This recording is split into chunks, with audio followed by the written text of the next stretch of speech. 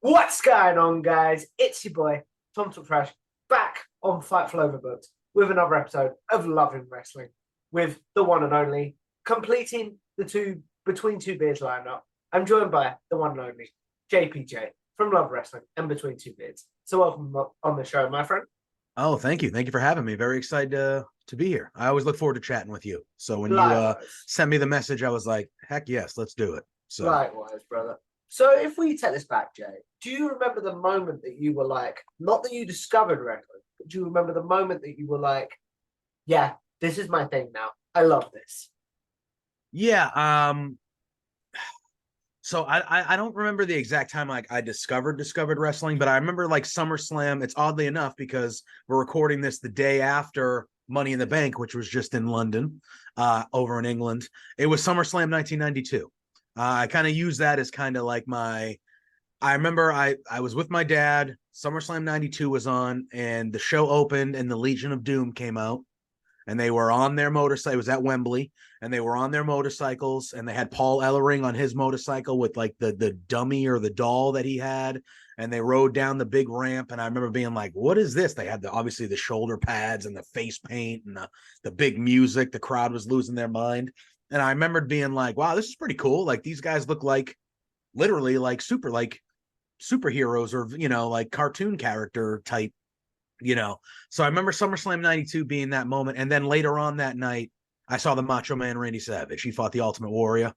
And when I saw the Macho Man with the colors and the tassels and the music and everything, I was like, I am in on this guy. I'm in on it.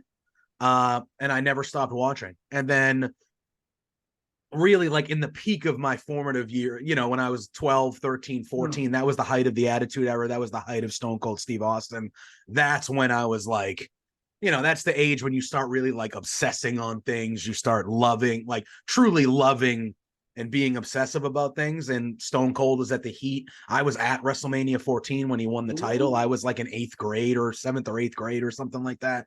So, that's really when my wrestling fandom went from, oh, I like this, I'm a little kid that likes this, to like, holy crap, I want to do nothing but watch wrestling and like learn about. I would go to the video stores, rent all the old tapes back when video stores were a thing, and like all this stuff. Like I was just obsessed from that point on. That's very cool. So you talked about there being obsessed from that point on. Obviously, the Monday Night Wars were a thing. Oh yeah, you spoke about WCW. I'm gonna let my cat in because he's knocking on the door. Brother. Yeah. So you spoke about what's it called? You spoke about the WF and that being your main fandom at this point. Did you love WCW as much, or were you strictly a I was strictly a WWF kid.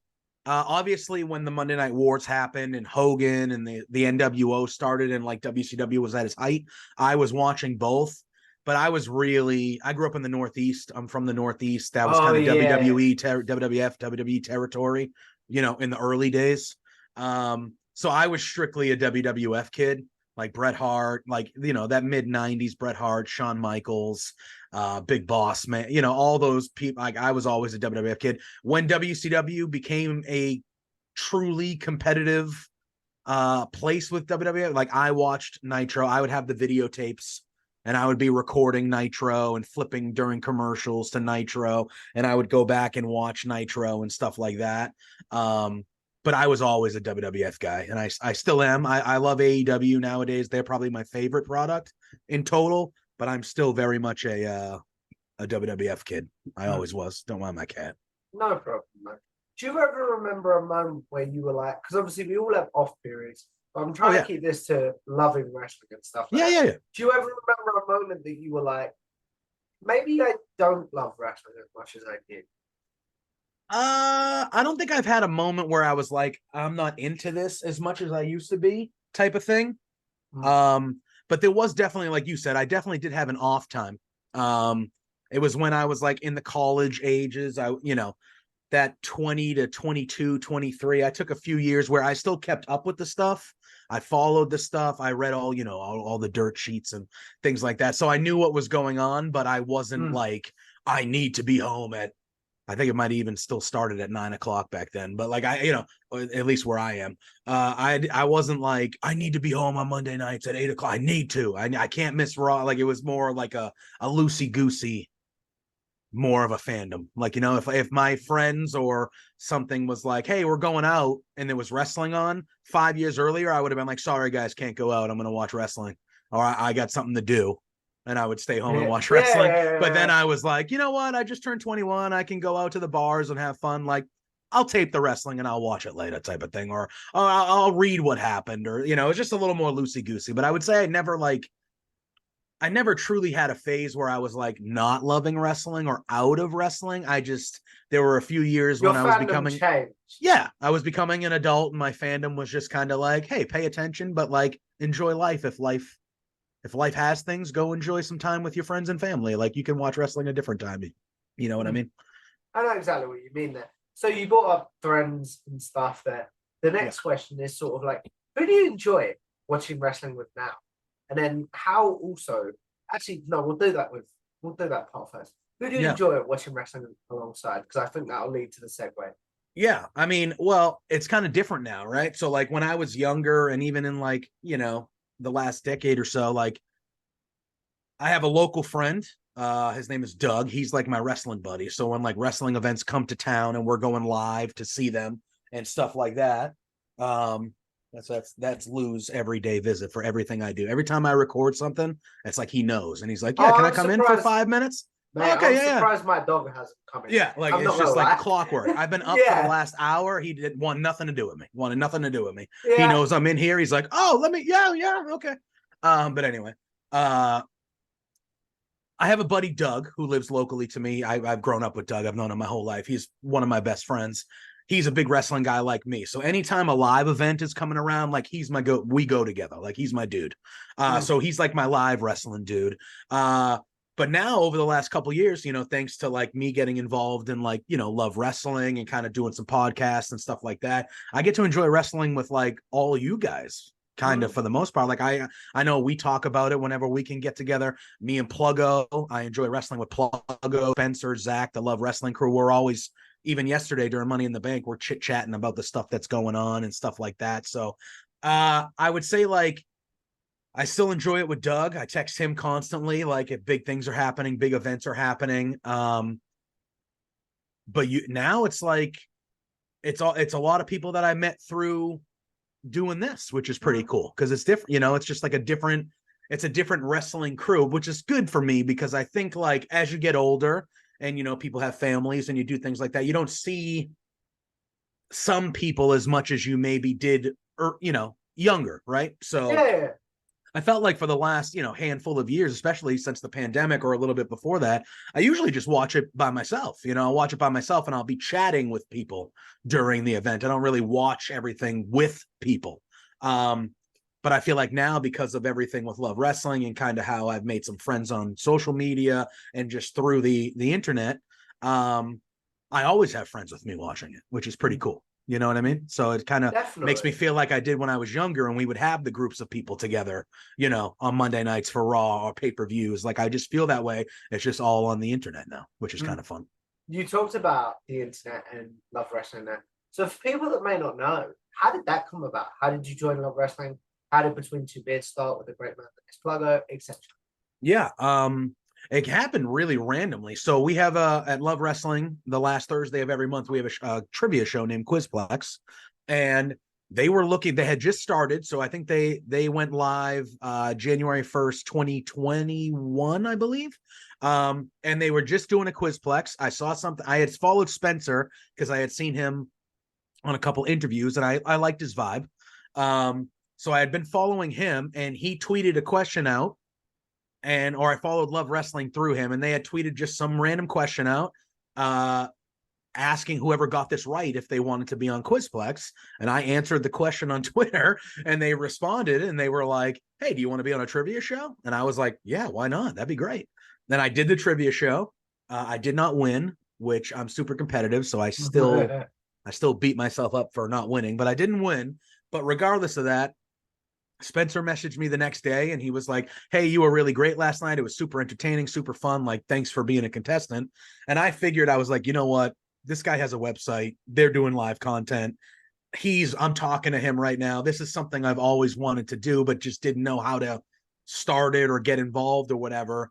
So I just shot my shot and I was like, hey man, if you're ever looking for like a guest on like a recap show or a preview show, hit me up. Like I would definitely like hop on if you guys wanted to have me. And then he was like, hey, let's like set up a Zoom call and talk about it. And then we set up a Zoom call a couple days later. And he was like, how about you like actually like being a member of our site and like doing stuff with us, not just like hopping in here or there. And I was like, are you serious? You just met me on a trivia show like for an hour, like, you know. Yeah. And he was like, no, we're looking for fresh faces. And like, I like, you know, he also was like, I like your vibe. I like you. I like, you know, everything yes you said, blah, blah, blah. And that's just how it happened. As far as the Pluggo thing goes, we were bringing in new people during WrestleMania week. It was our first year of a website. We really wanted to make an impression WrestleMania and kind of be everywhere and like doing recaps of like that whole week, like really be present. And Pluggo hopped on for a couple like recaps, and I think him and I did a recap together of one of them. It was the first year that Mania was first night, I think. yes, yeah. We did a recap where we were on the same show, and that was the first time we had ever seen each other, talked to each other, whatever. And it just kind of felt like, even though there were multiple people there were 4 or 5 of us there. It wasn't just him and me, but we could tell that when we were like conversing with each other, that like it just felt right, kind of thing. Yeah. And then I messaged him maybe, you know, within a couple days or a week later. And I was like, hey, man, really enjoyed doing the show with you. I feel like you and I had a pretty good vibe together. I use vibe a lot. Sorry, you're going to hear vibe. No. But I was like, I feel like you and I have a really good vibe. I feel like you and I would get along. It just felt like if I knew who Pluggo was, like if I knew who he was, or like we lived in the same area, that him and I would be friends. Pluggo's I think he's my age or a year or two younger than me. We're around the same age. We like the same music. We like the same stuff in wrestling. It just felt like this guy would be my friend. He is my friend, but you know, that's what I felt like. This guy would be friend. Yeah. We'd be hanging out if we knew each other, type of thing. And so I said, own words, he was like, I found my wrestling soulmate. Yeah, basically. And it felt that way. And I was just like, hey man, if you have any ideas, let me know, because I would definitely be down to do something with you. And then him and I hashed it out over the next couple weeks. I think he was the one that actually came up with the Between Two Beards name. I'm not sure. But like we just hashed it out like, hey, we should do this. This is the night, blah, blah, blah. We presented it to Spencer, and Spencer was like, hell yeah, dude, do it. And then the rest is history. We've been doing it for like 110 episodes or something crazy like that now. It's been almost a couple years. And yeah, man, like he said, I couldn't ask for a better buddy, a better partner. I do feel like he is probably one of, if not my best friend, and I've never even personally met the guy like face to face. It's all been through here. Yeah, and it's like, I know we definitely will at some point, hopefully this year. But like, it's just one of those things where it's like, we didn't plan for it. It just kind of happened, and the rest is history. And I couldn't ask for somebody better to be doing beards with, or just kind of growing in this space with, than him. You know, we are the perfect complement to each other, I feel like. So it's been working out very, very well. That's very cool. How did he talks about always wanting to do something in the wrestling media? How did the becoming part of the wrestling content creation space change your wrestling fandom overall? So I've tried to not make it change the way I view wrestling, if that makes sense. Because I I don't look at it as a job or anything like that. It is not, would I want this to become my full-time job if I could? Hell yes. Like that would be incredible. You know what I mean? Like that would be the dream of a lifetime for that to happen. But I try to, even when I know I'm going to be recording, whether it's right after an event doing a live reactions, or we're going to be talking about the wrestling shows, I'm still a fan. We all are. We're still fans at the end of the day. Like that's what got me into wanting to do this, was the fact that I love professional wrestling. I've loved it for 30 years. You know what I mean? So I still, when I'm watching the shows, even though I know like, hey, I got to take a little bit of notes here, I got to remember some stuff, like some spots and some things like that, because I'm going to be talking about the show. I try not to make it feel like it's a chore or make it feel like, oh, I have to take these notes because I'm telling you. I still very much view it as this is just incredible. Like I get to watch all this stuff, which I was going to be watching anyway. Let's be real. I'm a wrestling nerd. I'm going to be watching this stuff anyway.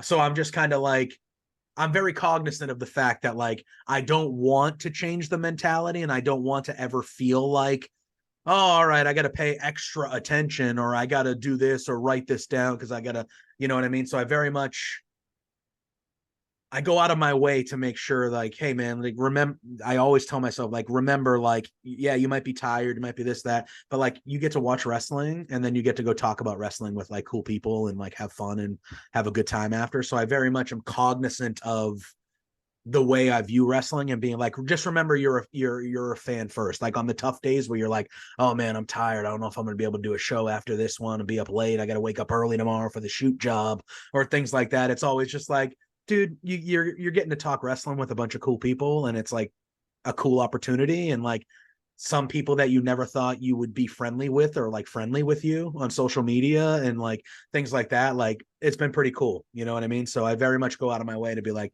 just be a fan, just always be a fan. Cause that's what got you here in the first place. You know? Yeah, 100%. I think you and I, because this is something we talked about off camera a few times, I think you and I share that mentality of like, I wasn't supposed to be here. Like, yeah, it's like, this is cool. And I want to keep it that way. You know what I mean? It's the icing on the cake. You know what I mean? Like it's the cherry on top. Like it's like, yeah, dude, like Spencer, all these guys, they trust me to go on air once, twice, sometimes 3 or 4 times a week and just shoot the shit and just have a good time. And like I wasn't doing that 3.5 years ago. So like it's truly the icing on top of the cake. Where do you think your fandom would be if you never met Plugger? Oh.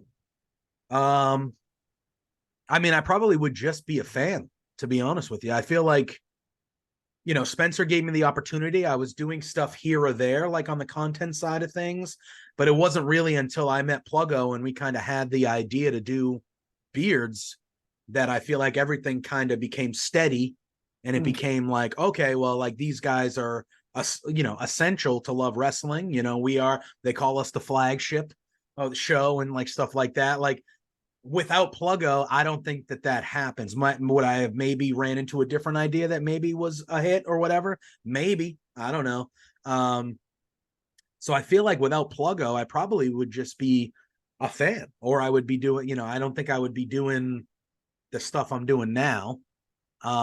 Might not be talking to you right now at this moment if it wasn't for Pluggo. You know what I mean? I feel like we both had ideas and he's been doing a lot of stuff before me. He was doing interviews and profiles and podcasts years and years on his own before we ran into each other at Love Wrestling, but I wasn't doing any of that stuff. I was watching wrestling and I was in the chats of Fightful talking to Sean when they were just starting. And, I was in, following WrestleZone and all these old, all these places. I was just that guy.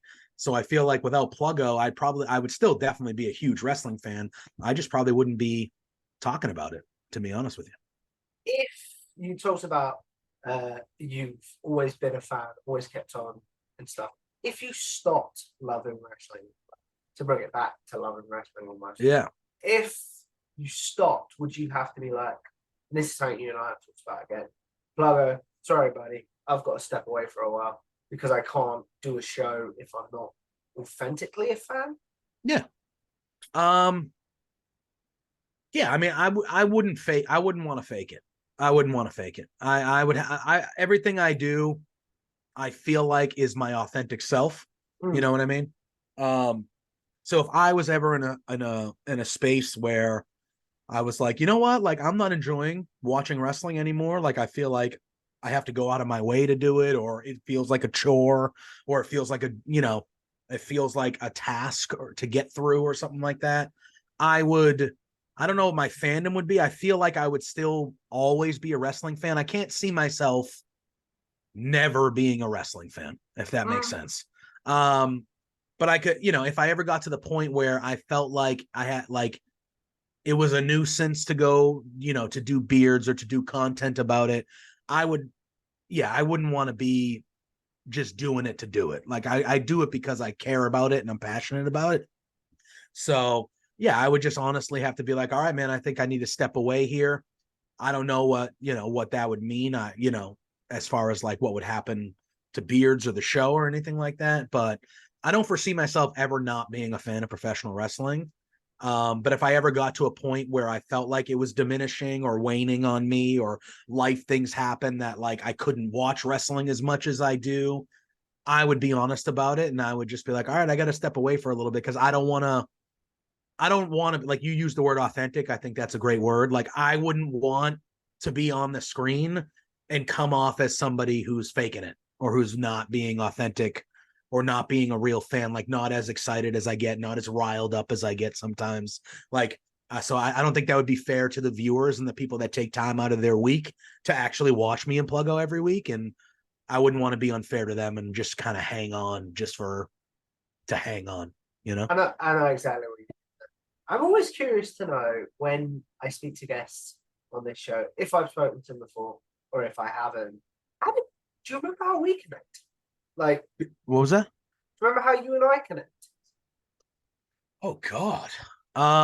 Well, we did your show first, correct? I think so. Yeah. So I think we did it kind of like you've been doing it with this. We did it, me and Pluggo did it separately, your show, and then we had you on ours. But I'm trying to remember of how we first connected. The Thanksgiving episode, I know I was on your show. Yes, that's right. That's right. Oh my God! How did we first connect? Did you reach out to me, or did I comment on one of your things? How did we first connect? I can't remember. I can't remember either. Asked you. Yeah, no, like... trust me, you probably have a better memory than me. My memory is dog poop. It is dog poop. I think you had seen. I shouldn't talk about myself. I do apologize. I think you had seen one of my Spencer Love interviews. That might have been it.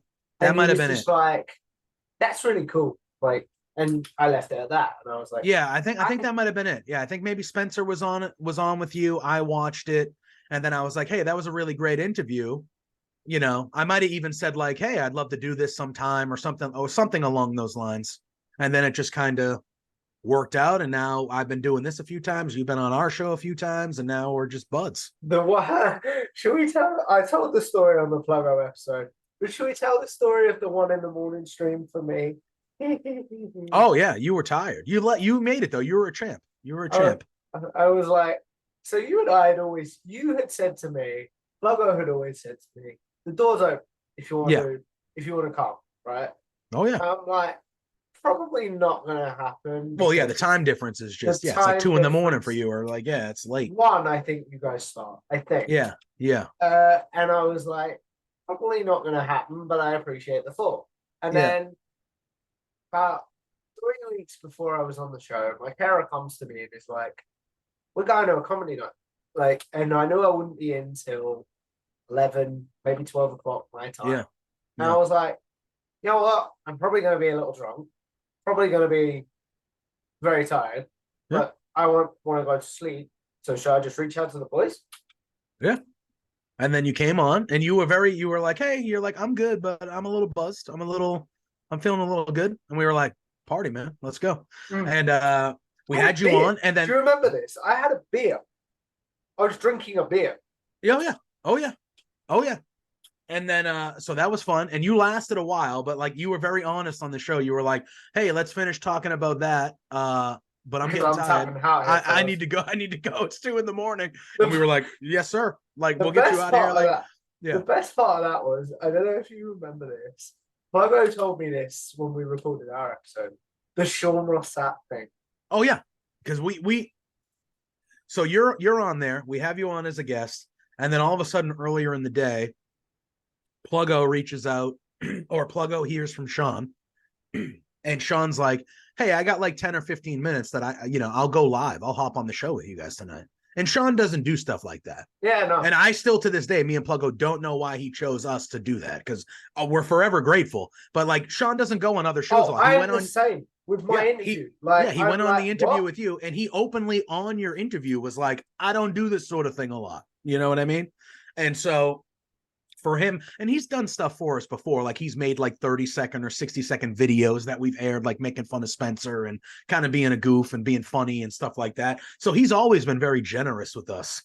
But we were trying to get a quote of him for, because Spencer had booked Shaza McKenzie and they have their longtime feud. And we were trying to just get a video of him dogging Spencer and dogging Shaza for Spencer booking him. And he was like, oh, you go a Thursday night at 8? And Pluggo was like, yeah. He goes, I can hop on live. And we were like, what?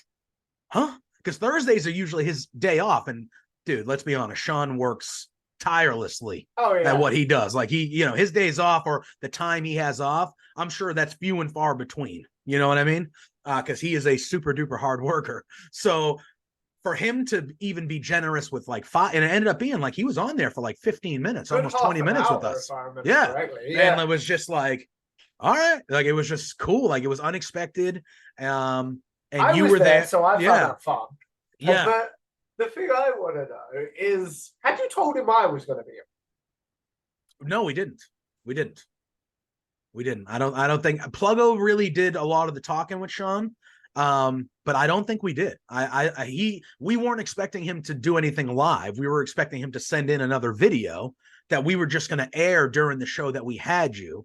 And then he said he could come on live. And then when you popped in before the show, we were like, oh, by the way, Sean's going to be coming on at some point. And you were like, all right. And we were like, yeah, we're just going to go. About that was I'm buzzed. Yeah. And I'm like, I'm gonna tell Sean this. I'm like, I'm buzzed, so if I say the wrong thing, I apologize in advance. He was like, yeah, like, and do you remember he plugs my Jimmy Van?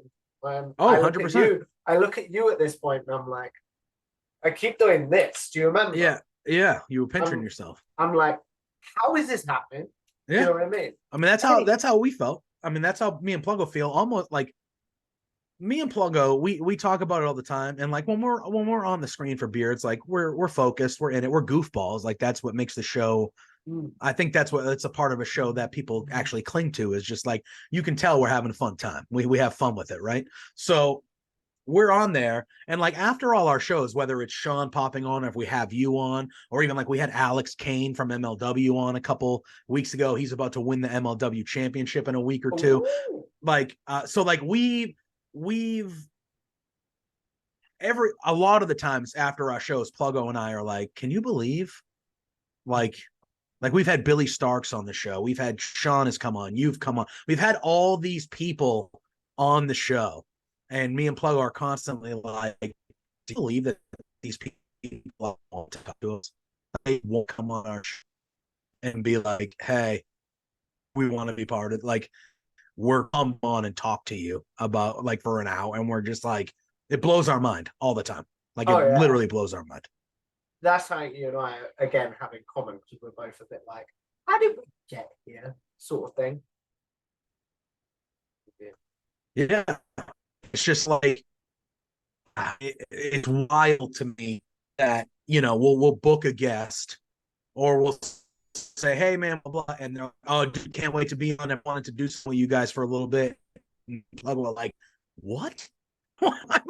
We just can't believe that some of the stuff we get to do is actually like happening. It's just bizarre, but awesome. Like I wouldn't trade it for anything in the world. But just to Pluggo, just like, what? How do these people know even who we are? You know what I mean? It's crazy. Yeah, I fully agree with you there. So getting back to the Love and Wrestling part of the show, if I said to you, one match you will always love from wrestling, even if you stop being a fan, etc., etc. Yeah. Oh, this is a tough one, because one is one. Boy, oh boy. I don't know if it's I don't know if it's a wrestling match. I think it's a wrestling moment, and I think it was because King of the Ring 1998, for multiple reasons. One, I think, was it 98? Yeah, no, not 98, 97. The Stone Cold one. It was a Stone Cold one. Was that 96 even? That might have been 96. Austin 3. That was 96, right? Yeah. So I feel like 1996, I just turned 11 years old. I'm into wrestling. I'm becoming. It's starting to get to a super passionate, like kind of obsessed with wrestling level.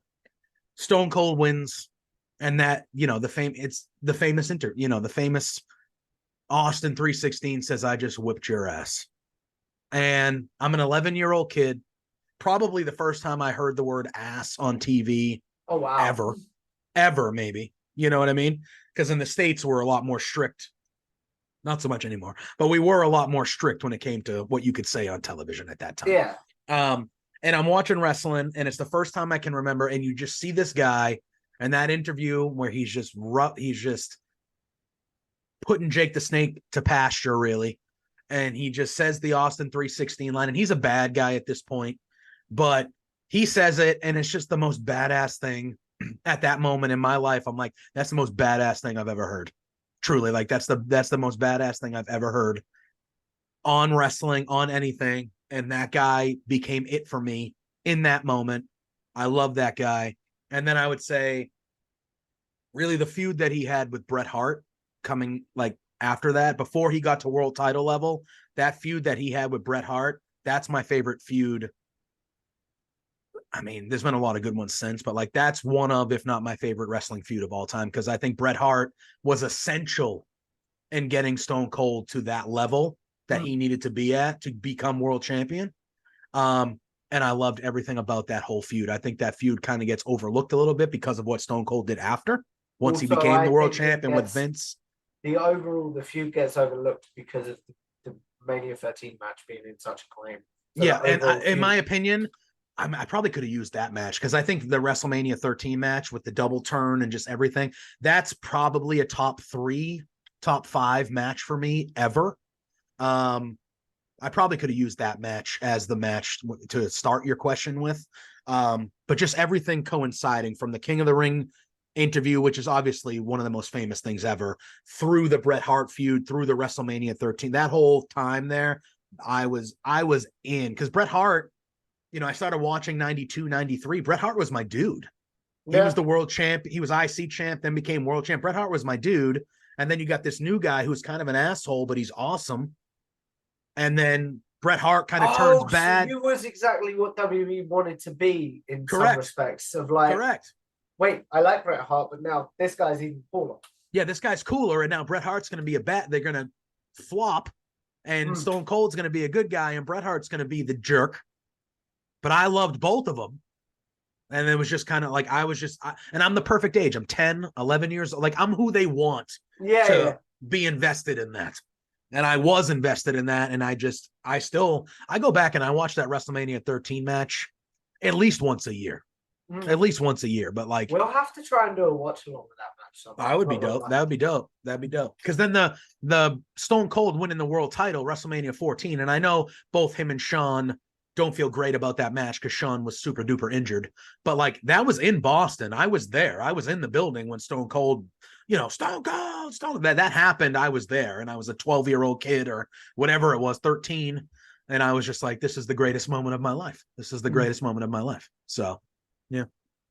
I really feel bad when we do these interviews. I suck with segues, but no, what are you talking about?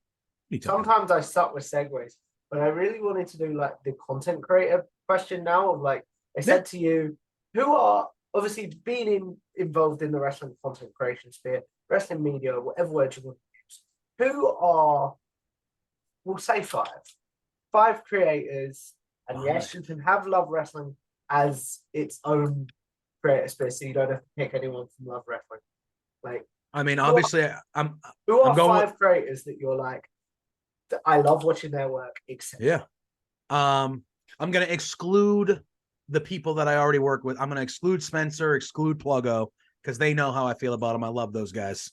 And obviously everyone else, Lawrence, Zach, everybody that's already at Love Wrestling, I'm going to exclude because they know I love them and I love working with them. I mean, I've been Sean always says, give me your $5. I've been giving Sean my $5 for years.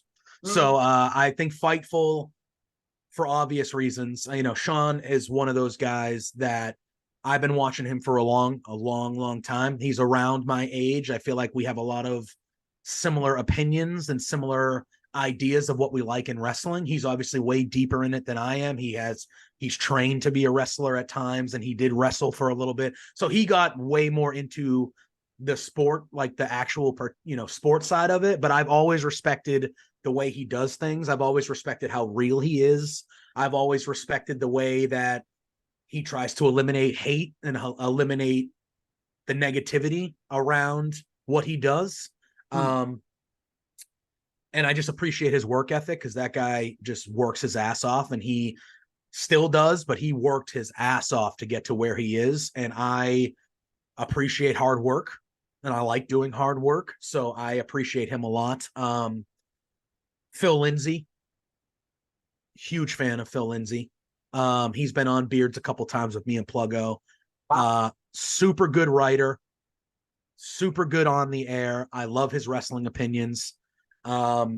He's one of them. Josh Robinson, I know he works with us at Love Wrestling, but I love Josh Robinson. I think he should be everywhere. Just a great kid. Loves wrestling, very smart, very opinionated. Ella J. Love Ella J. She's been on Beards a few times as well. She was with us and Love Wrestling for a little bit, but she's off doing big things. So I really enjoy her work and what she's done for women's wrestling. Same with Josh. Josh is a very big, strong advocate of women's wrestling, and I love women's wrestling. Somebody that I want to do something on air with that I haven't yet is Kate Elizabeth from Fightful. I love her. I think she is super smart, super hardworking. She's funny. She's someone who, like, on the social medias, like Pluggo and we talk a lot on, Twitter and stuff, but like the Thursday night slot is tough for her because of her other things that she does. But that is someone that Pluggo and I like. She's on the dream list of guests that Pluggo and I would really like to have at some point, or at least do something with. We recorded Thanksgiving episode again. That would be fun. That'd be fun. I mean, you're on that list too, but I feel like we have the luxury of, we've talked to you a good amount now. We've become good friends here, so this has kind of been very cool for us. But I would say those 5, and some of those I've worked with. Like I said, Phil's been on. I do Josh's streams once a month. We do the WWE 2K sims of the pay-per-views. Those are always fun. So some of them I've worked with, but those are 5 people that, for different reasons, work ethic, how good they are, just their opinion. Like, those are 5 people that I really respect, and I think do a lot of really good, hard work. And they deserve everything that they're getting. They deserve everything they're getting. That's very cool, man. So as we wrap this up, Jay, the question that I end this show on is, I think I know the answer based on knowing just being friends with you, things like that, is, do you believe you will always love wrestling? Yes. I say that with confidence. I think they will.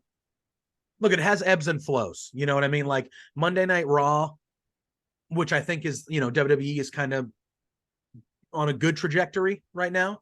But there were years and years where Monday Night Raw was kind of hard to get through, and stuff like that. So there's definitely, there's ebbs and flows of, like, some, depending on the product you're seeing and things like that. But I will always love wrestling. I will. I'm a big sports guy. I appreciate the athleticism about it. I know it's something I could never physically do.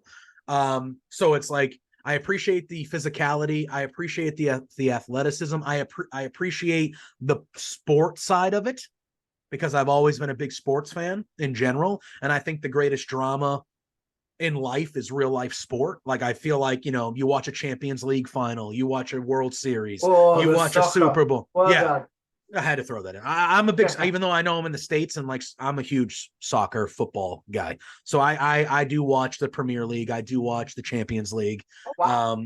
And we're starting to get, they're older, but we're getting big names over here in the MLS. Messi's coming over here now. Like, I feel like all the big guys come over here to, like, end their career, because the United States will throw them a huge bag of money. Hey, come play over here, Football, I call it football because I'm English. No, yeah. Do you believe that, like, I hate to say this, but America is British football's retirement home sort of thing? Yeah, because America will throw them a huge bag of money. Hey, come play over here for 3 years. We'll give you. Retired in America. Yeah, Beckham retired in America. I think Kaká retired in America. Messi's going to probably retire over here.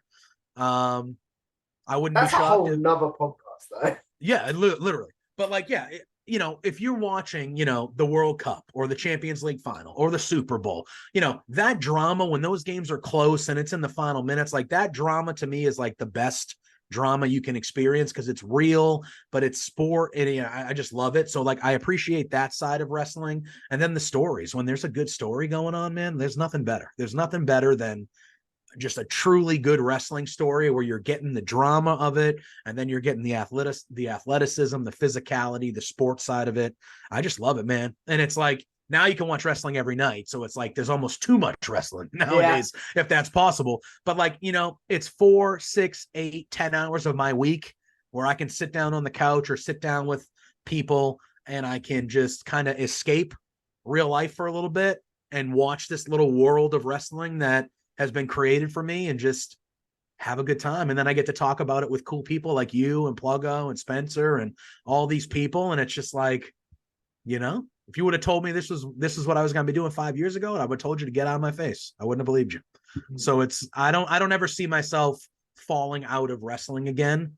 If anything, I have more passion for wrestling now than I did this is probably the most passionate I am about wrestling in this time than probably since I was that 11-year-old kid watching Stone Cold going like, holy crap, man, this is incredible. So I feel like I'm like kind of back to how I felt about wrestling when I was that kid, first becoming in love with it, I know exactly what you mean there. So you brought up that 11-year-old kid as we wrap this up. Yeah.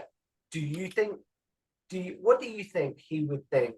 Would he love to end it with the love and wrestling sort of thing? Would he love what you're doing now? Yeah, he wouldn't believe it. Yeah, he would. He would be like, this is dope. If you, again, like, this is something that I never thought I would be doing. I never thought I'd be like, on a website that has some, has a good following. People, follow me. Like I never thought any of this stuff would happen. You know what I mean? I never thought I would ever be talking about wrestling besides talking about it the day after with my handful of friends that I know watch wrestling with me. But he would be eating this up. If you would have told him that like, hey, you get to do this a couple nights a week, you get to go talk about the wrestling you watched, and like people actually like tune in to listen to your opinions and tune in to listen to you and watch you, and they like what you're doing. Like I still don't believe it now as an adult, but he would love it. If you would have told me 25 years ago that this is what you would be doing, like you said, I would have pinched myself. I would have been like, what? Is that true? Okay, cool. Thanks. Yeah, I love it, man. I love it. I don't want to stop. I want to keep going. So, but yeah, I would be my biggest fan. I love me some me. So I would be my biggest fan. I definitely would. So that's very cool. So, yeah. And I think that's a beautiful way to end this conversation, if I'm honest, Jay. So, as we wrap this up, where can tell the good people of Fightful Overbooked where they can find your content? Yeah, I mean, sometimes I'm on the watch-alongs here. Whenever we do the watch-alongs on Overbooked, I'll get the invite, so you might see me occasionally here. You can find me every Thursday night at 8 p.m. Eastern Standard Time over on youtube.com/lovewrestlingca. That's where we do Between Two Beards, me and Pluggo, every Thursday night at 8. You can find me on Love Wrestling's Twitch every Sunday morning at 10 a.m. Me and Big Money Drew, we do our Firmly AEW, where we talk about the week that was in AEW wrestling. You can find me on Twitter and on Twitch at JPJ Loves Gaming.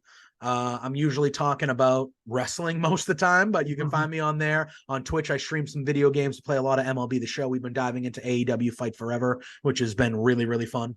Yeah, so that's where you can find me. But support Love Wrestling, support me, support Pluggo, support Tom. Yeah, man.